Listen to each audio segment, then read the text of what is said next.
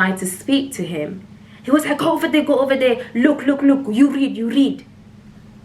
My dad was like, what?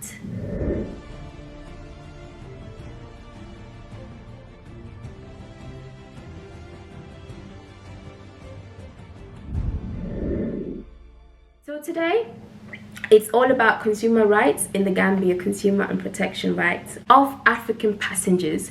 So before I get started, I studied aviation. I think most of you already know this because I've mentioned this on on one of my videos, that I studied aviation, airline and airport management for my degree and air transport management for my master's. And the reason I actually did this, let me tell you guys the story why I got into aviation. Some have actually came across to ask, why was I working for an agency as a graduate? Sometimes people just criticize you and they just don't know nothing about you. But I don't really have to explain myself to anyone. But for the love that I have for my loyal subscribers, yes, I'm a graduate and I hold my master's in aviation, which I absolutely love. But I prefer people to come and ask by sending me an email, oh Rene, what do you plan to do with your degree in the future? Then I'll nicely explain to you. So my master's dissertation, I did consumer protection right when it comes to African passengers, because I myself was a victim. I've been through it. I know exactly what African passengers go through, and I just want to go through some of their rights so that they know exactly what to expect, and if a disruption happens, what to do and how to go on about it, because it's always good to know your rights as a passenger, as a traveler, because not all of us are a regular traveler that travel a lot. Some of us only travel once a year, or once every 2 months, or once every 6 months or so. But yeah, so the reason why I studied aviation is because I did travel and tourism in college. I've always wanted to be a cabin crew, but as time goes on, I really enjoyed studying cabin crew. And there was a point that at college I did airport planning. So when it comes to airport design, you know, the airside and also landside design of the actual terminal, and then we also did a runway design and everything. I got really interested in this, and also learning more about airlines and stuff, because when people hear cabin crew, all they think about is the trolley dollies, but it's not all about that. But once my course was about to end, I had to apply for university because my dad wanted me to get into higher education, to further my education. So then I was like to myself, I'm going to get into aviation, and I don't want to do the cabin crew thing anymore. I want to go deep into aviation. So that's the reason why I did airline and airport management at West London University. That's why sometimes you see me wearing the West London jumper. That's because I studied there. So I did a 4-year sandwich course, and the sandwich course is basically a 1 year of placement. So I worked at Birmingham Airport as a passenger service agent for a completely 1 year, so which was a very interesting journey for me, because it made me understand the aviation industry deeper than what I expected aviation to actually be. Because sitting in classroom, the lecturer telling you, explaining to you, you watching videos, you doing assignments and stuff, you don't get to know a lot till you actually get your hands into it. So it was very, very interesting. And I did the cabin crew training at college at Heathrow Airport. So I did quite a lot of stuff when it comes to aviation. But moving forward, just to cut the story short, after graduation, my dad wanted me to do my master's, and I was like, okay. At first I was hesitant, but then my dad was like, yep, I really want you to do it. So I said, okay, I will. So I went on to do air transport management, so where I actually did a lot of airport designs, you know, like not like me designing it, but me understanding why things are the way they are in airports. So when it comes to the airport designs and terminal and also runways, because of my master's, I then became more aware of airlines and airports and aviation in general. But then the reason why I then decided to choose consumer protection right for my dissertation was because I've traveled to Gambia so many times. I've traveled to different European countries, and I've encountered so many disruptions and experience throughout my traveling. The main one that actually made me say, you know what, do African customers have their own rights like the Europeans do? Do they have like an actual civil aviation authority that will protect them? Does my country, the Gambia, has that? I started questioning myself. Let me tell you a story. My dad once told me a story about flying with Air Morocco. So when he got to the airport, he was struggling to find the right information he wanted about his flight. So he saw an information desk and went over to the passenger service agent for my dad to speak to him. And when he actually approached the person and tried to speak to him, he was like, go over there, look, you read. My dad was like, what? And at the time, I used to work for Birmingham Airport. This was way before I did my master's. And my dad, one day, he was on the phone to me because sometimes I then have to be at the information desk just to provide people with flight updates due to a flight disruption. So my dad was on the phone to me because I had the wireless earpiece and my hair was down, so passengers couldn't see my earpiece. So when someone approaches me to speak to me, I give them the right information and everything, and once they're gone, my dad then said to me, Rene, there was a time, and then he explained the story that had happened between him and the passenger service agent at Air Morocco at Casablanca. And I was like, that has never happened here because I don't do that to people. The information desk is there for passengers. So, and we should give passengers the right information, you know? So my dad was like, I really like the way you handle passengers because with respect, I always teach you respect. I was like, even if you haven't taught me respect, this is a job, you know, I represent an airline and I must do the right job, you know? And my dad was like, that's true. So I said to him, he didn't want to fly with them again, but I wanted to experience what he had experienced and see whether I would go through the same disruption that he had experienced. But ours were like, mine was worse when I went with him. So we got to, we had a transit from England to Casablanca, from Casablanca to Gambia. So when we got to Casablanca, we had to wait for 4 hours. And when we got to the airport, there was a coach waiting for us to take us, a coach or a bus, to take us to the other side of the terminal. So I was like, okay. So we got into the coach or bus. They took us to a empty hall that just had a couple of seats. And we met some other people that were sitting on the floor and there was no space. And there was a water tank as well, a water tank, and some sandwiches that were not even covered or respectfully, you know, presented to people. And then we had to wait there like refugees, like some people that had done something wrong. And then I just sat there like, I just didn't want to touch the water as well, even though I was so thirsty.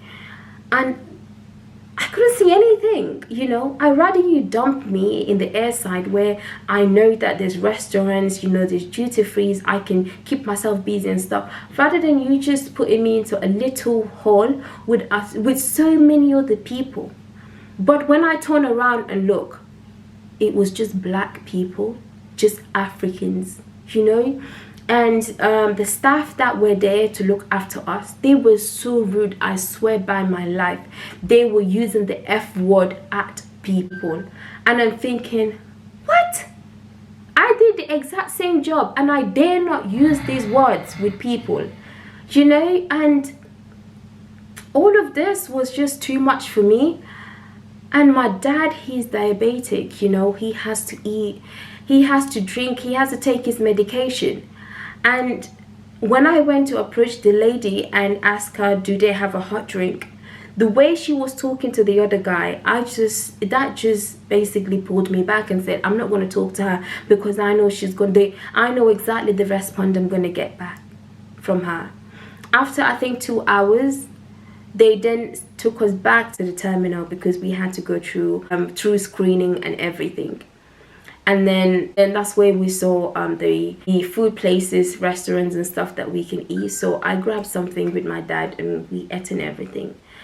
But when we were boarding the flights as well, the way these passenger service agents were handling customers and stuff, I didn't like it. I absolutely didn't like it. Then that's when my research began in regards to passenger service rights, like consumer protection rights. Do we have our own rights? And I wanted to know about my own country before anything else. So this research was done in 2019 to understand passengers' rights, to understand whether we do have our own authorities when it comes to misleading information, dishonest airlines. Are they there for us, our own aviation authority?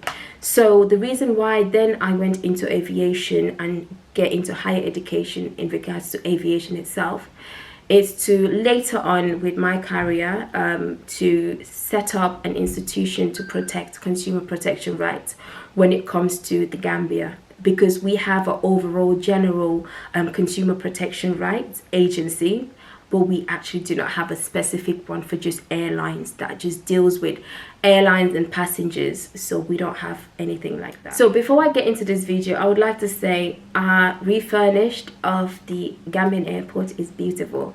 I absolutely love it, guys. It's so nice. Well, it's okay. It's nice. So look at this. It's beautiful, isn't it? However, our airports in the Gambia do not have an airline representative. Before you know what I'm talking about, miss your flight, and you want to speak to an airline representative of that specific airline you were about to board till they tell you you've missed it. They will tell you, for example, go to Senegambia, that's where their office is, and speak to them. Remember this, passengers do have their own rights. And if you're, especially in your country, the Civil Aviation Authority in your country should be protecting you. But do Gambian authorities actually protect you? We'll see. Do African passengers know and understand their rights when it comes to their traveling rights? I don't think so. So let's discuss. So I'm not sure whether you guys know this, but check-in desk opened between 4 hours to 90 minutes before the flight departure time. So if you didn't know that, you do know now. So 4 hours to 90 minutes before the flight departure time. So if you didn't know that, you know that now. So there are no airline representative when it comes to Gambia. We instead have GIA. So they are ground handling agents. So those people are the ones that do the check-in, you know, all the ground handling activities in the Gambia. So they have been in operation since 1996 in the Gambia. So they do the check-in, so they do the baggage handling, they do the security screening, they do the cargo stuff, they do the aircraft fueling, they do the cleaning. Everything, every single activity that you're seeing in the Gambian airport is being handled by GIA. So GIA is actually the primary ground handling services provider at Banjul International Airport.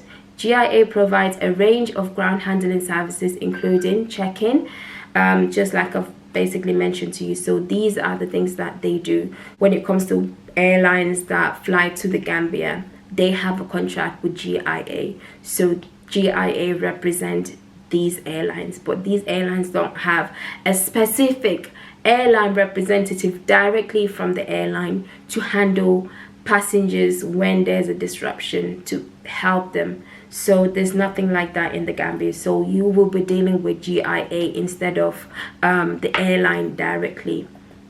So if you didn't know that, now you do know that.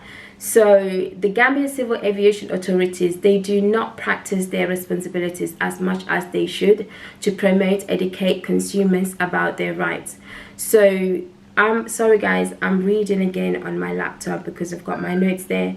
So this has caused Gambian air passengers to lack the knowledge and understanding of their rights And in the procedure of when booking a flight, they are not aware of information they should be looking out for, and before, during, and after traveling. These passengers are not aware of what to expect from their air carrier and airports they have traveled with. So ICAO has actually came out with a legislation, a law that every single airline should have all this information out there on their website. Passengers must 100% be aware, for example, of if they were to book a flight. If, for example, an emergency has happened, you know, they can't fly anymore within 24 hours of them booking that flight. What are the procedures if they wanted to cancel? Would they get their refund? So all of this information should be available for passengers, and they should know exactly where to find these information on each airline page. But a lot, I'm not saying all Gambians, but a lot of passengers, Gambian passengers or African passengers, are not aware of this. So when the disruptions happen, you know, you should be aware of disruptions that might take place before you take your flight, during your flight, and after your flight. If any issues, you should be aware. The airline should 100% tell you. So if you do not watch Gambian Talent TV, guys, I know I talk about them a lot, but please watch them, because you know, the Semester Avenue passengers do complain a lot about things that they go through. So just the other day, a young passenger was complaining that in their own country, he was harassed by security because he was stopped and asked to open his bags to check, but other people that are not Gambian citizens were not stopped, and he got really offended. And when they asked him, and when he asked, why am I being stopped and not the others that I basically came off from the same aircraft with, they said to him, we want to check whether you had drugs in your bag. I don't know what is true, but this is what the guy said on TV. So which really broke my heart. So the guy was very angry and upset, and he said in your own country you're not even being respected, you know. So which was really sad. So all of these were put in place. This is the reason why I said I really need to do this video. So passengers really need to know, when booking their flight, they really need to know all the necessary information, like refund policies, in case of a disruption, what will happen, what is expected from the air carrier, what is expected from you know, the aviation authority from your country. All of these information should be available for you on the airline website. When I then dig in to find more information about the Gambia, guys, it was so hard. There wasn't enough information out there. If I can actually say, there was no information present for me online in regards to Gambia when it comes to consumer protection rights.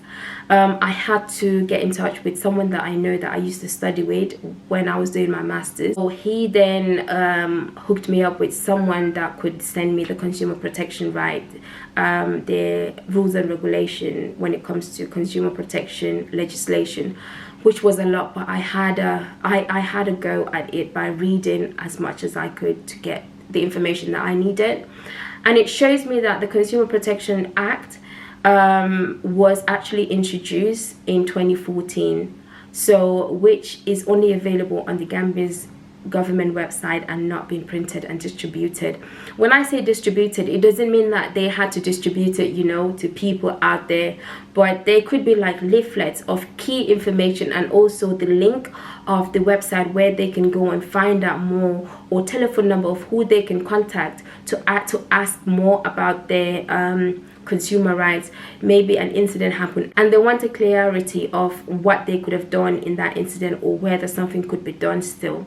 So because internet, we know it's expensive in the Gambia, so even a telephone call to ring an agent to say, listen, this is what has happened, I need help because the airline has done this, I'm not happy, because we have a lot of unhappy customers when it comes to flying, a lot of passengers.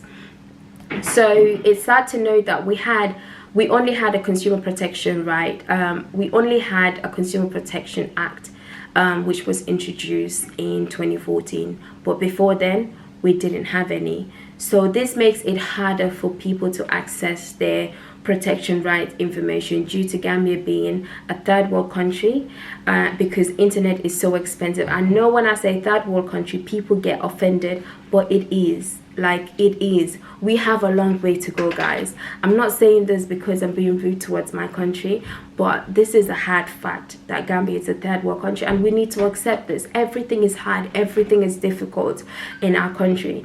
So for someone to say, oh, go onto the internet, you'll find this information. Some people, especially adults, most of them can't even navigate on the internet. So to tell someone, oh, go onto the internet and find your information there, what you need, what they're going to do. But having a representative to ring, having a telephone number for them to call, it's going to be way easier. It's just going to make life easier for them, and a lot of airlines won't actually mislead passengers when it comes to the right information. So it's very important that our Civil Aviation Authority actually look into this as well. Due to internet being expensive, and most people not being able to navigate on the internet, makes it even hard for them to help themselves in the event of a disruption when it comes to them and airlines. ICAO, when I was doing my research, ICAO stated that some African travelers are aware of their rights, but when they attempt to exercise their consumer rights, airlines would mislead them by providing false information to the air passenger. The reason for such high amount of Gambian air passengers not being aware of their rights is because African passengers suffers the most within the African continent. When an event happens and they are not aware of their entitlements, because unless they mention to their carrier what they are entitled of, most African airlines will not offer any consumer entitlements due to limited funds for the airline, and they know that these African air passengers cannot report to any agent to deal with the airline. So unlike in Europe, like England, I know if